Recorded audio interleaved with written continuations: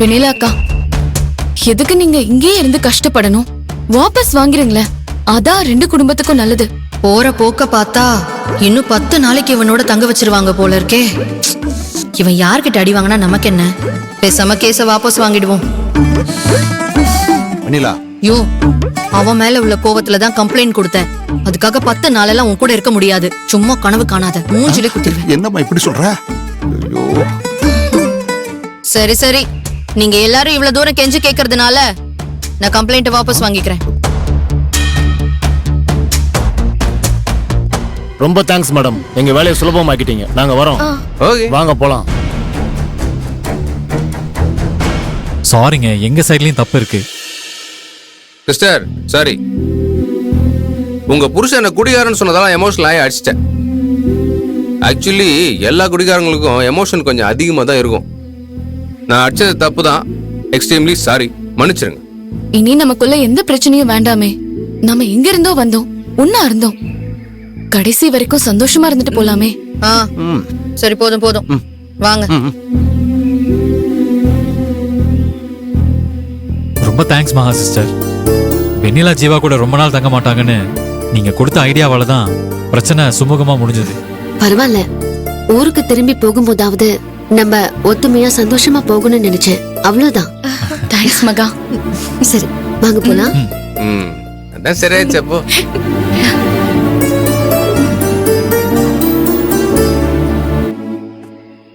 இந்த ட்ரிப்போட முடிவு இப்படி இருக்குன்னு எதிர்பார்க்கவே இல்லை பார்ட்னர். பிளான் பண்ண மாதிரி இல்லாம இப்படி பாதியிலே போறது ட்ரிப்புக்கு வந்து சந்தோஷமே இல்லை. ஏதோ அறகுறையா இருக்கு பார்ட்னர். நான் பண்றது இந்த ட்ரிப் அறகுறையா முடிச்சதுனாலதான் நம்ம உயிரோட ஊருக்கு போக போறோம். ஐயோ, போதியா போதும். வாங்க வாங்க, இப்பவே நம்ம கார்ல ஏறிடலாம். வாங்க. என்னாச்சு? இரு, இவ கெட்டப்ப பாத்தீங்களா? இதெல்லாம் இவ்வளவு காப்பாத்திருவோம்னு இவளுக்கு நம்பிக்கை. உங்களுக்கு நம்பிக்கை இல்லைன்னா விடுங்க, ஏன் நம்பிக்கை எனக்கு இருக்கு. அவகிட்ட இன்னொரு தடவை அடி வாங்கிட்டு அம்மா தாயன் என் கால்ல வந்து விழ போறீங்க, அப்ப தெரியும். என்னம்மா சொல்ற? இன்னாடி ஒரு கட்டின புருஷனுக்கு இப்படி சாபம் கொடுக்குறிய? சரியா? சரி சரி, வாங்க சரி, போலாம். போலாம், வாங்க வாங்க.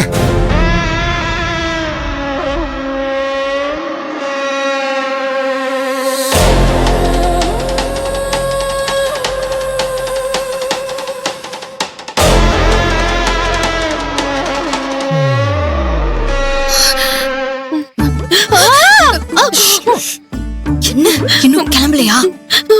கிளம்பணும். இப்ப கிளம்புற வரைக்கும் எங்களுக்கு எந்த பிரச்சனையும் இல்ல. நீங்க தான் பாவம், ஏன்னா கடைசி வரைக்கும் நீங்க தான் கூடவே போக அப்படி போறீங்க. சொல்லாதீங்க.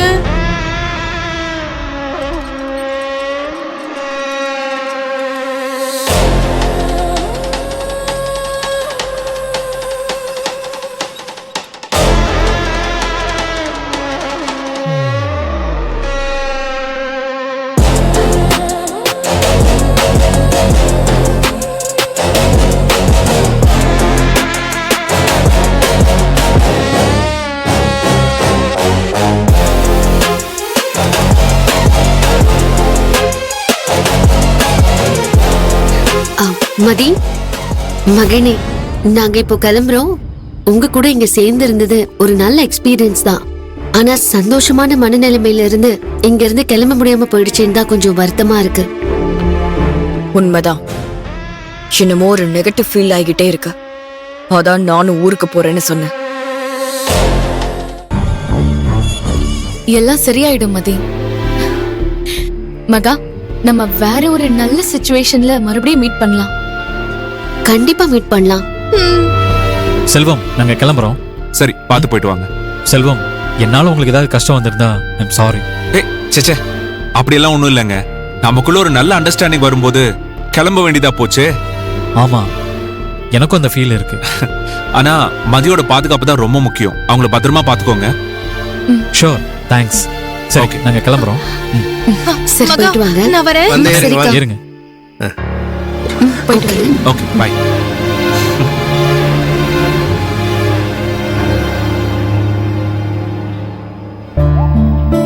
சரி மகா, நம்மளும் கிளம்பலாம். போலாம் ஜீவா.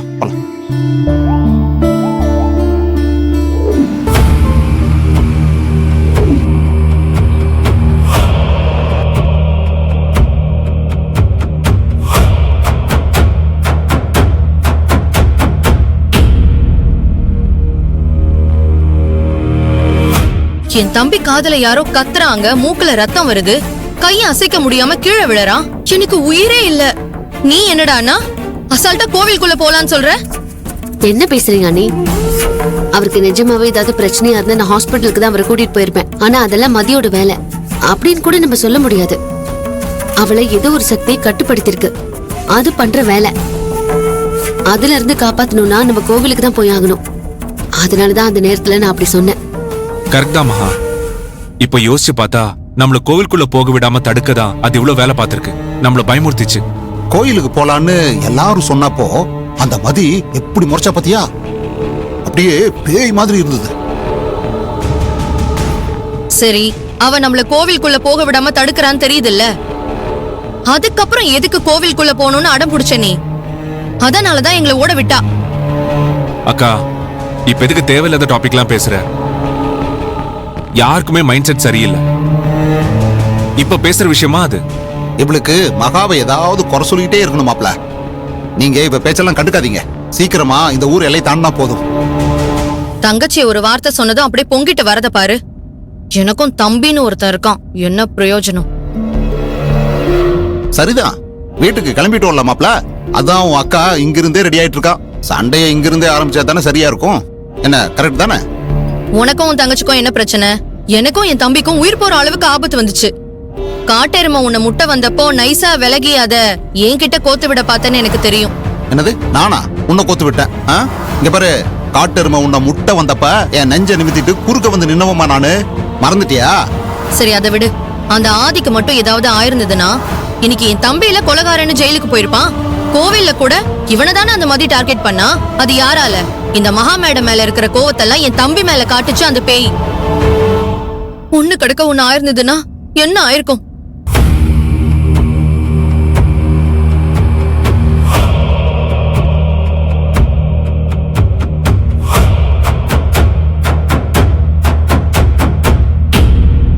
அப்படியெல்லாம் ஒண்ணும் நடக்க விட மாட்டோம். நீங்க பயப்படாம வாங்க.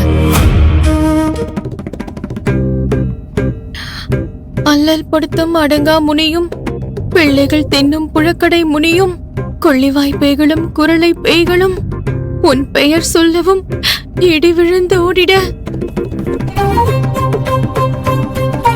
வரும்போது ஒரு ரேஞ்ச் என்ன, எல்லாரையும் கழுவி ஊத்திட்டு இருந்த.